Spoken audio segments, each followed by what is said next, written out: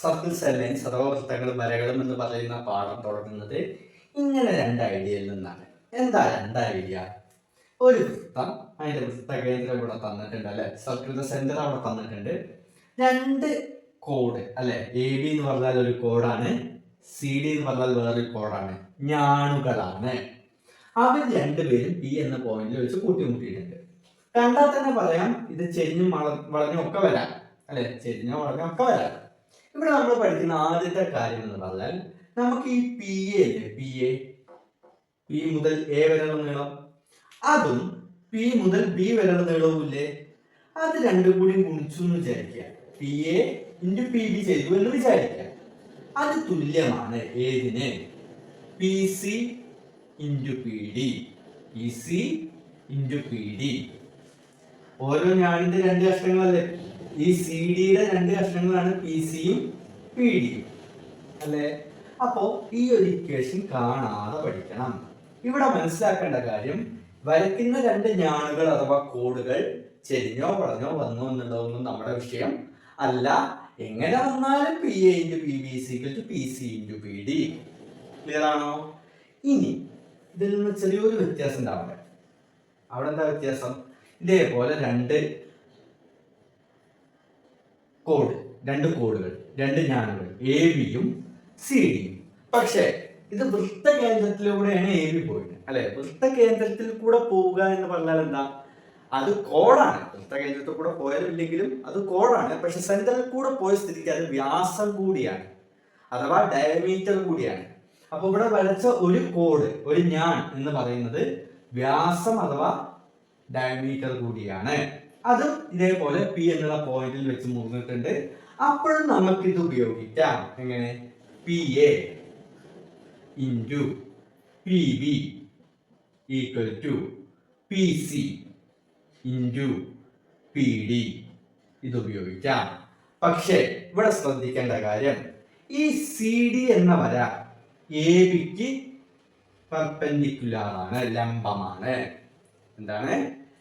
C D എന്ന വര A ബിക്ക് പെർപെൻഡിക്കുലർ ആണ്, ലംബമാണ്, അഥവാ വ്യാസത്തിന് ലംബമാണ്. പെർപെൻഡിക്കുലർ ടു ദി ഡയമീറ്റർ എന്ന് പറയാം അല്ലെ. അങ്ങനെ വരുമ്പോൾ ഇവിടെ മനസ്സിലാക്കേണ്ട കാര്യം എന്താണെന്ന് വെച്ചാൽ, ഈ പി സിയും പി ഡിയും തുല്യമാണ്. എന്താണ്? പി സിയുടെ നീളം തന്നെയാണ് പി ഡിയുടെ നീളവും. അങ്ങനെ വരുമ്പോൾ നമുക്ക് എന്ത് എഴുതാം? P A into P B equal to P C തന്നെ. പി ഡിക്ക് പകരം കൂടി നമുക്ക് എന്ത് എഴുതാം? പി സി എന്ന് എഴുതാം. അപ്പൊ P C into P C എന്ന് എഴുതാം. അഥവാ ഇവിടെ നമുക്ക് ഇങ്ങനെ എഴുതാം, P A into P B സമം P C into P C എന്ന് വേണ്ട, പി സി സ്ക്വയർ എന്ന് എഴുതാം. ഈസി ആയിട്ട് ചെയ്യാലോ, ബുദ്ധിമുട്ടൊന്നുമില്ലല്ലോ. ഈ രണ്ട് കാര്യങ്ങൾ വെച്ചിട്ടാണ് നമ്മൾ ഇനി കുറച്ച് കാര്യങ്ങൾ പറഞ്ഞു തരുന്നത്. അതിൽ ഏറ്റവും ഇമ്പോർട്ടൻ്റ് ആയ കാര്യം ഇതാണ്. ക്ലിയർ ആണല്ലോ? ഇനി ഇത് വെച്ചിട്ട് വല്ല ചോദ്യങ്ങൾ നമുക്ക് ടെക്സ്റ്റ് ബുക്കിൽ തന്നെ എടുത്താലോ? ടെക്സ്റ്റ് ബുക്കിലെ പേജ് നമ്പർ 216 രണ്ടാമത്തെ ചോദ്യം ആദ്യം ചെയ്യാം, എന്നിട്ട് ഒന്നാമത്തെ ചോദ്യത്തിലേക്ക് വരാം. ഓക്കെ, രണ്ടാമത്തെ ചോദ്യം എന്താ? Draw A square of area 15 square centimetres. എന്താണ്? 15 ചതുരശ്ര സെന്റിമീറ്റർ പരപ്പളവുള്ള എന്ത് വരയ്ക്കണം? സമചതുരം വരയ്ക്കണം. ഓക്കെ, അപ്പോൾ ശ്രദ്ധിക്കുക, ഏരിയ അഥവാ പരപ്പളവ് എന്ന് പറഞ്ഞാൽ അത് 15 ചതുരശ്ര സെന്റിമീറ്റർ അല്ലെങ്കിൽ സെന്റിമീറ്റർ സ്ക്വയർ സെന്റിമീറ്റർ ഉള്ള ഒരു സമചതുരം വരയ്ക്കണം. അപ്പൊ സമചതുരത്തിന്റെ ഏരിയ എന്ന് പറഞ്ഞാൽ അല്ലെ, പരപ്പളവ് സമചതുരാണ്. അതെങ്ങനെയാണ് കിട്ടുക? വശം ഇൻറ്റു വശം എന്ന് മലയാളത്തിൽ പറയും, എ സ്ക്വയർ അല്ലെങ്കിൽ സൈഡ് ഇൻറ്റു സൈഡ് എന്നൊക്കെ ആര് പറയും? ഇംഗ്ലീഷ് മീഡിയത്തിൽ പറയും അല്ലെ. അത് ചെയ്താൽ കിട്ടുന്ന ആൻസർ ആണ് 15 അല്ലെ. ഏരിയ അഥവാ പരപ്പളവ് 15 ആണ്. ഏതിന്റെ? സ്ക്വയറിന്റെ. എന്ന് പറയുമ്പോൾ ഈ ഇക്വേഷൻ ഉപയോഗിച്ച് ചെയ്താൽ കിട്ടുന്ന ഉത്തരമാണ് 15. അതിൽ നിന്ന് നമുക്ക് മനസ്സിലാവണം ഏതാ? ഒരു നമ്പർ അല്ലെ, വശം ഇൻറ്റു വശം എന്ന് പറഞ്ഞാൽ രണ്ടും ഒരുപോലെ അല്ലേ. ഏതോ ഒരു നമ്പർ എടുത്ത് 2 വട്ടം ഗുണിച്ചാൽ 15 കിട്ടണം. അങ്ങനെ ഒരു നമ്പർ ഉണ്ടോ? ആലോചിച്ച് നോക്കിയേ. ഇപ്പോ 1 × 1 1 തന്നെ, 2 ഇൻറ്റു 2 4, 3 ഇൻറ്റു 3 9, 4 ഇൻറ്റു 4 16. 15 വന്നോ? ഇല്ല. ഒരേ നമ്പർ ഗുണിക്കണം, കാരണം സമചതുരാണ് അല്ലേ.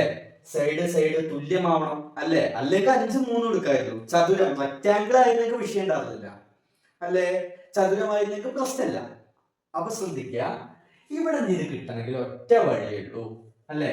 ഒരേ നമ്പർ ഗുണിച്ചാൽ 15 കിട്ടണമെങ്കിൽ ആ നമ്പർ എന്ന് പറഞ്ഞാൽ √15 ആണ്. കാരണം √15 ഇൻറ്റു √15 എന്ന് പറയുമ്പോൾ √15 സ്ക്വയർ എന്ന് എഴുതാം. സ്ക്വയറും റൂട്ടും ഒരുമിച്ച് വന്നാൽ ക്യാൻസൽ ആവും. അപ്പൊ എന്താ അവിടെ കിട്ടുക? 15. അപ്പൊ നമ്മൾ മനസ്സിലാക്കേണ്ടത് എന്താ? ഒരു വശം എന്ന് പറഞ്ഞാൽ നമ്മൾ വരയ്ക്കാൻ പോകുന്ന സമചതുരത്തിന്റെ ഒരു വശം, അല്ലെങ്കിൽ സ്ക്വയറിന്റെ വൺ സൈഡ്, നമ്മൾ വരയ്ക്കാൻ പോകുന്ന ഡ്രോ ചെയ്യാൻ പോകുന്ന സ്ക്വയറിന്റെ വൺ സൈഡ് എന്ന് പറഞ്ഞാൽ അത് എത്രയാണ്? √15 ആണ്. അതെങ്ങനെ വരയ്ക്കാം? ഈ √15 വരയ്ക്കാൻ നമ്മൾ പഠിച്ചിട്ടുണ്ടോ? ഇല്ലല്ലോ. പിന്നെന്താ ചെയ്യാ? ശ്രദ്ധിച്ചോളാ. അതിനു വേണ്ടി നമ്മൾ ആലോചിക്കേണ്ട കാര്യം ഇത്രയേ ഉള്ളൂ. എന്താണ്? നമ്മള് 15 കിട്ടുന്ന 2 നമ്പർ ആലോചിക്കുക. 15 ഗുണിച്ചാൽ 15 കിട്ടണം, മൾട്ടിപ്ലൈ ചെയ്തിട്ട്. ഈസി ആയിട്ട് നമുക്ക് പറയാം 5 ഇൻറ്റു 3 ആണ് അല്ലെ. 5 ഇൻറ്റു 3 15 ആണ്.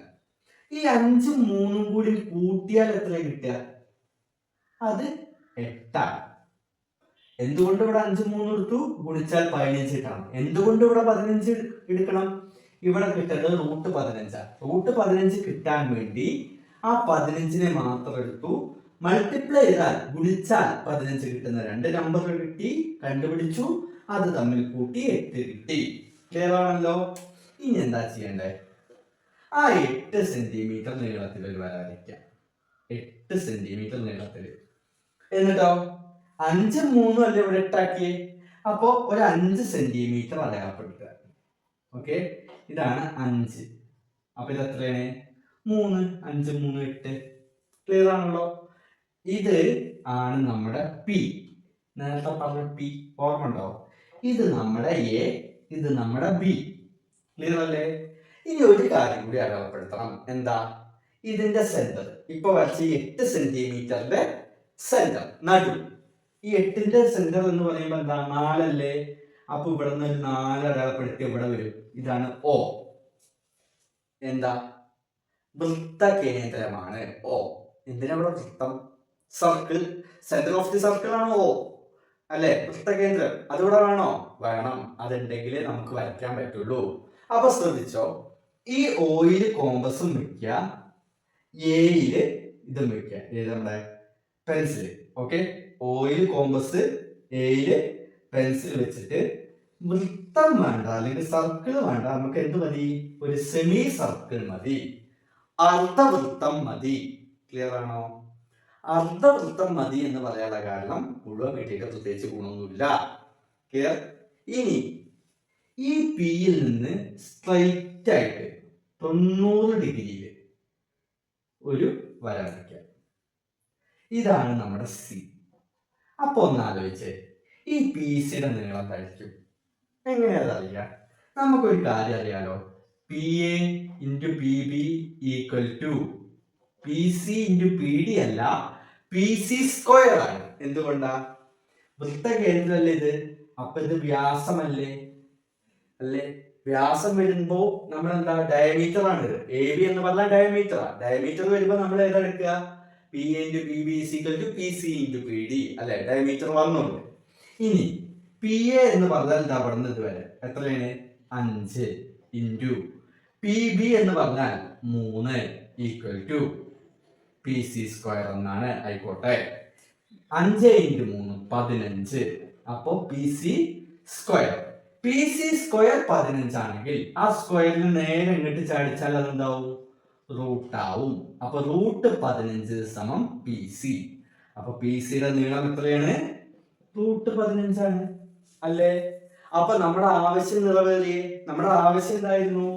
ഒരു വശം എന്ന് പറഞ്ഞാൽ √15 ആവണം അല്ലേ? ആ വശം കിട്ടി √15.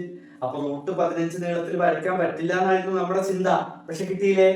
ഇനിയോ കോമ്പസ് എടുക്കുക, ഇവിടെ വെക്കുക, പെൻസിൽ ഇവിടെ വെക്കുക. ഈ നീളം കോമ്പസിൽ പെൻസിലും കൂടി ആയിട്ട് ഇങ്ങനെ എടുക്കുക. എന്നിട്ട് ആ നീളം ഇവിടെ മാർക്ക് ചെയ്യുക. ഓക്കെ, ഇവിടെ വെച്ചിട്ടാണ് എടുത്ത്. എന്നിട്ടോ ഈ ലൈനാണ് നീട്ടി വരയ്ക്കുക, ഇതുവരെ സ്ട്രൈറ്റ് ആയിട്ടാണ് വരയ്ക്കുക.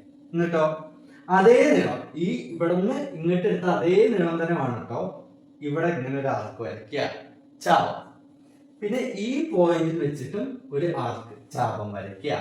എന്നിട്ടോ ഇതാണ് കൂട്ടി യോജിപ്പിച്ചാൽ ഈ കിട്ടിയതാണ് എന്ത്? 15 സെന്റിമീറ്റർ സ്ക്വയർ. സെന്റിമീറ്റർ സ്ക്വയർ പരപ്പളവുള്ള, ഏരിയ ഉള്ള സ്ക്വയർ അഥവാ സമചതുരം. ഇതാണ് ആ 15ന്റെ. ക്ലിയർ ആണോ? കാരണം എന്താ, ഇവിടെ 15, ഇവിടെ 15, ഇതൊക്കെ അല്ല 15 അല്ല, √15 അല്ലെ. √15 × √15 എന്താ? ക്ലിയർ അല്ലേ?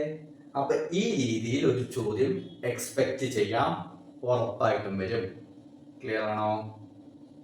എന്നാ നമ്മുടെ ഒന്നാമത്തെ ചോദ്യത്തിലേക്ക് പോയല്ലോ. ആ പേജിൽ തന്നെ ഒന്നാമത്തെ ചോദ്യം എന്താ? ഒന്നാമത്തെ ചോദ്യം, draw A rectangle with sides 5 centimetre and 4 centimetre height അല്ലേ? ആയിക്കോട്ടെ. എന്നിട്ട് 1-2 ക്വസ്റ്റ്യൻസ് ഉണ്ട്. അതിൽ ഒന്നാമത്തെ question, draw A rectangle of same area with width 6 centimetre അല്ലേ? എന്താ പറഞ്ഞേ? 1 കഴിഞ്ഞ് 2 നോക്കാം. ഒരു റെക്ടാംഗിൾ വരയ്ക്കണം, അതിന്റെ സൈഡ് 5ഉം 4ഉം ആയിരിക്കണം അല്ലെ? ഹൈറ്റ് എന്ന് പറഞ്ഞാലും വശം എന്ന് പറഞ്ഞാലും വീതി എന്ന് പറഞ്ഞാലും ഒക്കെ ഒന്ന് തന്നെ. നീളം 5 ആയിരിക്കണം, വീതി 4 ആയിരിക്കണം. Okay, length 5, breadth 4.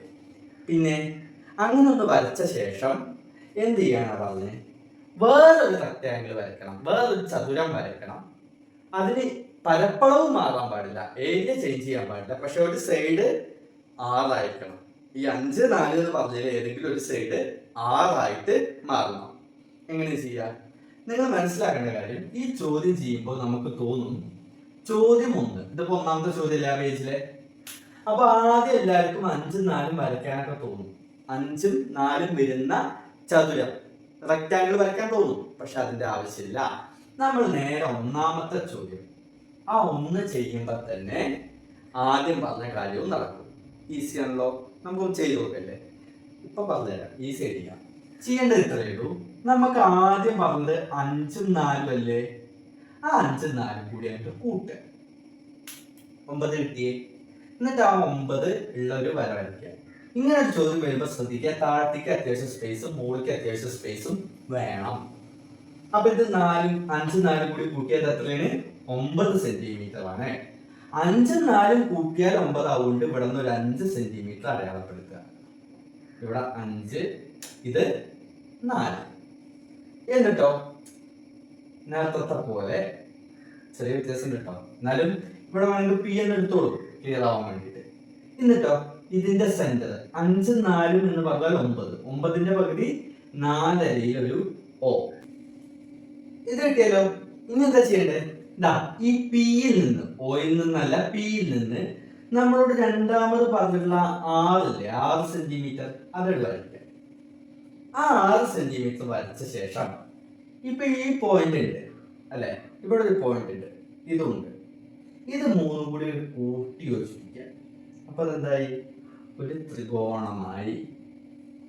ത്രികോണമായ ശേഷം ഈ ത്രികോണത്തിന് ഒരു സർക്കം സർക്കിൾ അഥവാ പരിവൃത്തം വരയ്ക്കുക എന്നുള്ളതാണ് നമ്മുടെ ലക്ഷ്യം. ഓക്കെ, ആ പരിവൃത്തം എങ്ങനെ വരയ്ക്കാമെന്ന് നോക്കാം. അപ്പൊ ഞാൻ ഇവിടെ കൊടുക്കുന്നു ABC എന്ന് കൊടുത്താൽ ഈ ABC എന്നുള്ള ട്രയാങ്കിളിന് സർക്കം സർക്കിൾ അഥവാ പരിവൃത്തം വരയ്ക്കണം. പരിവൃത്തം വരയ്ക്കണമെങ്കിൽ പരിവൃത്തത്തിനൊരു കേന്ദ്രം വേണം അല്ലെ? സെന്റർ ഓഫ് സർക്കം സർക്കിൾ വേണം. അതെങ്ങനെ കണ്ടുപിടിക്കുക? അത് കണ്ടുപിടിക്കാനായിട്ട് ഞാൻ ആദ്യം ഏഴ് കോമ്പസ് വെക്കുകയാണ്. എന്നിട്ടോ പെൻസില് പകുതിയിൽ കൂടുതൽ, സീല് തട്ടരുത്, എന്നാ പകുതി കുറയും ചെയ്ത് എടുത്തിട്ട് ചാപം വരയ്ക്കുന്നു. അതേപോലെ സീല് വെച്ചിട്ടും ചാപം വരയ്ക്കുന്നു. ഈ രണ്ട് പോയിന്റുകൾ കൂട്ടി യോജിപ്പിക്കുന്നു. ക്ലിയർ ആണോ? ഇതാണ് നീട്ടി വേണമെങ്കിൽ വരയ്ക്കേണ്ടി വരും ചിലപ്പോ.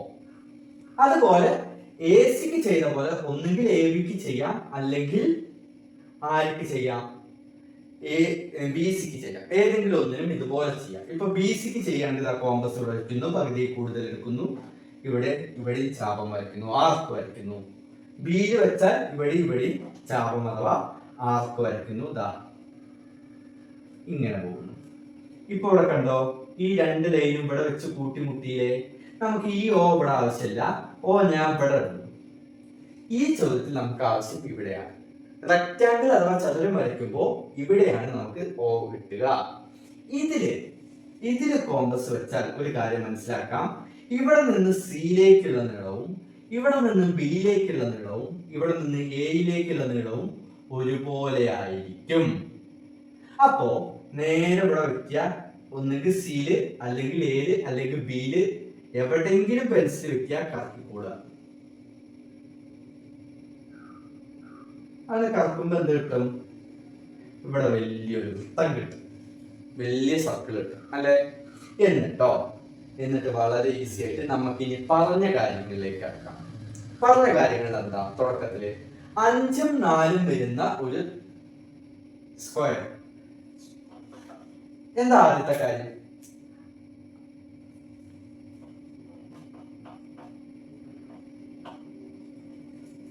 പറഞ്ഞ കാര്യങ്ങളിൽ ആദ്യത്തെ എന്താ? ഒരു സൈഡ് 5ഉം മറ്റേ സൈഡ് 4ഉം വരുന്ന ഒരു ചതുരം വരയ്ക്കാനാ, റെക്റ്റാങ്കിൾ വരയ്ക്കാനാ അല്ലെ. ഇവിടെ ഒരു സൈഡ് 5 ഇവിടെ ഇല്ലേ നമ്മുടെ കയ്യിൽ, ഇതുവരെ അല്ലെ. ഇനി എന്താ ചെയ്യേണ്ടത്? ഇവിടെ നിന്ന് നേരെ മേലേക്ക് 4 വരച്ചോ. ഓക്കെ, ഇവിടെ നിന്ന് നേരെ മേലേക്ക് 4 വരച്ചോ. ശ്രദ്ധിക്കുക, റെക്റ്റാങ്കിൾ ആണ്, ഈ ആംഗിൾ 90 ഡിഗ്രി ആയിരിക്കണം, അഥവാ സ്ട്രൈറ്റ് ആയിട്ടായിരിക്കണം. ഓക്കെ ആണോ? 4 വരച്ചു. എന്നിട്ടോ ഇതാണ് കൂട്ടി യോജിപ്പിച്ചാൽ ഇതാണ് നമ്മുടെ 5ഉം 4ഉം വശങ്ങൾ വരുന്ന റെക്റ്റാങ്കിൾ. ഒരു പണി കഴിഞ്ഞ് ആദ്യത്തെ പണി ഫിനിഷ്. ഇനി രണ്ടാമത്തെ പണി എന്താ? ഇതിന്റെ അതേ ഏരിയ വരണം, ഇതിന്റെ അതേ പരപ്പളവ് വരണം അല്ലേ. എന്നാൽ ഒരു സൈഡ് 6 ആവണം. ഒരു സൈഡ് ഇവിടെ 6 ആയിരുന്നു. ക്ലിയർ അല്ലേ? അടുത്ത സൈഡ് എത്ര? അതിനെ കുറിച്ച് ചോദ്യത്തിൽ പറഞ്ഞിട്ടില്ല. ആ അടുത്ത സൈഡ് കിട്ടാൻ ഇത്രയേ ഉള്ളൂ. കോമ്പസ് ഈ പിയിൽ വെക്കുക. പെൻസിൽ ഇതാ ഇവിടെ ഈ വൃത്തവും ചതുരവും അഥവാ സർക്കിളും റെക്റ്റാങ്കിളും ക്രോസ് ചെയ്ത് പോകുന്ന ഈ പോയിന്റിൽ പെൻസിൽ വെക്കുക. ഈ നീളല്ലേ, ഇവിടം മുതൽ ഇവിടം വരെയുള്ള ഈ നീളം, അതായിരിക്കും ഈ വശം വരുന്ന ചതുരത്തിന്റെ രണ്ടാമത്തെ സൈഡ്. അപ്പൊ എങ്ങനെ എടുക്കുക? ഇങ്ങനെ കോമ്പസ് വെച്ച് എടുക്കുക. എന്നിട്ട് നിങ്ങൾക്ക് ഇഷ്ടമുള്ള സൈഡ്, ഇപ്പൊ ഞാൻ അവിടേക്ക് വരയ്ക്കും. എന്ത് ചെയ്തു? ഞാൻ ഇവിടെ മാർക്ക് ചെയ്തു. ഈ നീളമാണ് ഞാൻ ഇവിടെ മാർക്ക് ചെയ്തത്. അതുപോലെ ഇവിടെ വെക്കുക. ഞാൻ എന്ത് ചെയ്തു? ഈ അതേ നീളം, ഇവിടത്തെ അതേ നീളം ഇവിടെ മാർക്ക് ചെയ്യുന്നു. ഒപ്പം ഒരു കാര്യം കൂടി ചെയ്യുക. ഇത് 6 സെന്റിമീറ്റർ അല്ലേ, അപ്പൊ ഇവിടെ 6 സെന്റിമീറ്റർ വരണ്ടേ. അപ്പൊ കോമ്പസിൽ ഒരു 6 സെന്റിമീറ്റർ എടുത്ത് കോമ്പസ് അവിടെ കുത്തി വെച്ചിട്ട് ഇങ്ങനെ ഇത് യോജിപ്പിച്ചോ. അപ്പോ ഈ കിട്ടിയതിന്റെയും ഇതിന്റെയും പരപ്പളവ് എന്തായിരിക്കും? തുല്യമായിരിക്കും. ഏരിയ ഈക്വൽ ആയിരിക്കും. ഇങ്ങനെ 2 ചോദ്യങ്ങളാണ് ഇവിടെ നിന്ന് പ്രധാനമായും വരാനുള്ളത്. അപ്പൊ മനസ്സിലാവാത്തവർ ഒന്നും കൂടി റിവൈൻഡ് ചെയ്ത് കണ്ടു നോക്കുക. ഓക്കെ ആണോ? ഇനി ഈ പാഠത്തിൽ അറിഞ്ഞിരിക്കേണ്ട ഒരു കാര്യം കൂടി, ഒന്നല്ല 2 കാര്യങ്ങൾ കൂടി, അതോടുകൂടി കഴിയും. നേരത്തെ പറഞ്ഞതിന്റെ ഒരു തുടർച്ച തന്നെയാണ് കേട്ടോ. എന്താ? ഇത് നമുക്കറിയാലോ, ഇവിടെ സി ഡി എന്താണ്? ഡയമീറ്റർ, വ്യാസം അല്ലെ. എ ബി എന്ന് പറഞ്ഞാൽ ഒരു കോഡ് അല്ലെ. മനസ്സിലായല്ലോ? ഇവിടെ നമ്മൾ പറയുന്ന കാര്യം നേരത്തെ പറഞ്ഞ പോലെ തന്നെ ഇവിടെ പറയാം. എന്താ? P A into P B equal to P C into P D. ഇത് നമ്മൾ പഠിച്ചിരുന്നു, അത് തന്നെയാണ് ഇവിടെ. പക്ഷെ ഒരു കാര്യം കൂടി, ഇവിടെ ഈ സെന്ററിലല്ലോ, സെന്ററിൽ നിന്ന് സിയിലേക്ക് ഇങ്ങോട്ട് വരയ്ക്കുന്ന വരെ നമ്മൾ റേഡിയസ് അഥവാ ആരം എന്ന് പറയില്ലേ, ഇതിനെ നമ്മൾ ആർ എന്ന് എടുക്കുന്നു എന്ന് വിചാരിക്കും. ഓക്കെ, ശേഷം ഈ ഓയിൽ നിന്ന് പി വരെയുള്ള നീളം ഡിയുമാണ്. ഓയിൽ നിന്ന് പി വരെ ഡിയുമാണെങ്കിൽ ഈ എഴുതിയതിനെ വേണമെങ്കിൽ നമുക്കൊന്ന് ചെറുതായിട്ട് റീഅറേഞ്ച് ചെയ്ത് ഒരു രീതിയിൽ കൂടി എഴുതാം. എന്താ? P A into P B സമം P C into P D. വേണ്ട, P C into P D ആവശ്യമില്ല. പകരം R square minus D square, R square minus D square. ഇങ്ങനെ ഒരു ഇക്വേഷൻ കൂടി ആക്കി മാറ്റാം. എന്താണ് ആർ? റേഡിയസ്. ഡി എന്ന് പറഞ്ഞാൽ ഡയമീറ്റർ അല്ല, വ്യാസമല്ല, ഡിസ്റ്റൻസ് എന്നുള്ള അർത്ഥത്തിലാണ്. ഓ മുതൽ പി വരെയുള്ള ഈ അകലം എന്നുള്ള അർത്ഥത്തിലാണ്. അപ്പൊ ഇങ്ങനെ ഒരു ഇക്വേഷൻ ഉണ്ട്. അതുപോലെ ഇവിടേക്ക് നോക്കിയാൽ ഇവിടെ നമുക്ക് നേരത്തെ പറഞ്ഞ പോലെ ഒരു കാര്യം ചെയ്യാം. ഇവിടത്തെ പ്രത്യേകത എന്താ? ഇത്രയും നേരം പറഞ്ഞ എല്ലാ പീകളും വൃത്തത്തിന്റെ അകത്തായിരുന്നു. പക്ഷെ ഇവിടെ ആ പി എവിടെയാണ്? വൃത്തത്തിന്റെ പുറത്താണ്. അങ്ങനെ വന്നാലും ശ്രദ്ധിക്കുക, ഇവിടെയും നമുക്ക് P A into P B equal to P C into P D എന്നുള്ള ഇക്വേഷൻ ഉപയോഗിക്കാം. ഇത് മതി. ഈ രണ്ട് കാര്യങ്ങൾ വെച്ച് ചെറിയ രണ്ട് ചോദ്യങ്ങൾ കൂടി വരാം. ഇതിനെ പറ്റിയ ചോദ്യങ്ങൾ നമ്മൾ ടെക്സ്റ്റ് ബുക്കിൽ തന്നെ എടുക്കാം. കാരണം ഇത് പുതിയ കണ്ടന്റ് ആവുകൊണ്ട് നമ്മുടെ പല കാര്യങ്ങളും പുതിയതാവുകൊണ്ട് പ്രീവിയസ് ക്വസ്റ്റ്യൻസ് ഇല്ല. അതുകൊണ്ട് ടെക്സ്റ്റ് ബുക്കിലെ പേജ് 222 ഒന്നാമത്തെ ചോദ്യം നോക്കുക. ഓക്കെ, എന്താ ചോദ്യം? ഈ സർക്കിളിന്റെ ഈ വൃത്തത്തിന്റെ റേഡിയസ് അഥവാ ആരം കണ്ടുപിടിക്കണം. ഓക്കെ ആണോ? അപ്പോ ഇവിടെ പോയിന്റോടൊന്നും കൊടുത്തില്ല. ഞാൻ ഇത് O എന്ന് കൊടുക്കുന്നു, ഇത് P എന്ന് എടുക്കുന്നു. ഇവിടെ A ആണെങ്കിൽ ഇവിടെ B അല്ലേ? ഇനി അങ്ങനെയാണെങ്കിൽ നമ്മൾ പഠിച്ച കാര്യം ഉണ്ടല്ലോ, റേഡിയസ് ഉൾപ്പെടുന്ന ഒരു കാര്യം, ആരം ഉൾപ്പെടുന്ന ഒറ്റ കാര്യം നമ്മൾ പഠിച്ചിട്ടുള്ളൂ. എന്താ? PA into PB equal to R² minus D². ഇതല്ലേ നമ്മൾ പഠിച്ചിട്ടുള്ളൂ. ഇവിടെ R അഥവാ ആരം എന്ന് പറയുന്ന ഒരു വരയില്ല. അപ്പൊ ഞാൻ അതിങ്ങനെ വരച്ചു. ഇതാണ് R. അപ്പൊ ആ ആരമാണ് നമ്മൾ കണ്ടുപിടിക്കേണ്ടത്. അപ്പൊ ഈ 2 സെന്റിമീറ്റർ എന്ന് പറയുന്നതാണ് ഡി. ഡി എന്ന് പറഞ്ഞാൽ വൃത്തകേന്ദ്രത്തിൽ നിന്ന് കോഡിലേക്ക് ഞാനിലേക്ക് ഉള്ള നീളം 2. Okay, R² minus D². Okay ആണോ? നമുക്കിത് വെച്ചിട്ട് ഇതൊന്നും ചെയ്ത് നോക്കിയാലോ.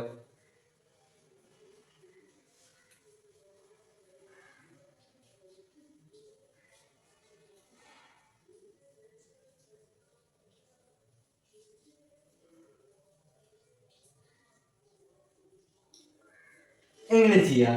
എന്താ പി എ എന്ന് പറഞ്ഞാൽ 3 ഇൻറ്റു പി ബി എന്ന് പറഞ്ഞാൽ 1 ഈക്വൽ ടു ആർ എന്ന് പറഞ്ഞാൽ നമുക്കറിയില്ല. അപ്പൊ R² തന്നെ. ഡി എന്ന് പറഞ്ഞാൽ 2 അപ്പൊ D² എന്ന് പറഞ്ഞാൽ 2² അല്ലേ? 3 ഇൻറ്റു 1 4, R² അതന്നെ, മൈനസ് 2² 4. ഈ -4 ഇങ്ങോട്ട് പോകുന്നത് എന്താവും? +4 ആവും. ഈക്വൽ ടു R² എന്ന് കിട്ടും. 4 4 കൂട്ടിയാൽ എന്ത് കിട്ടും? 8 എന്ന് കിട്ടും. അപ്പൊ R² ഈക്വൽ ടു 8.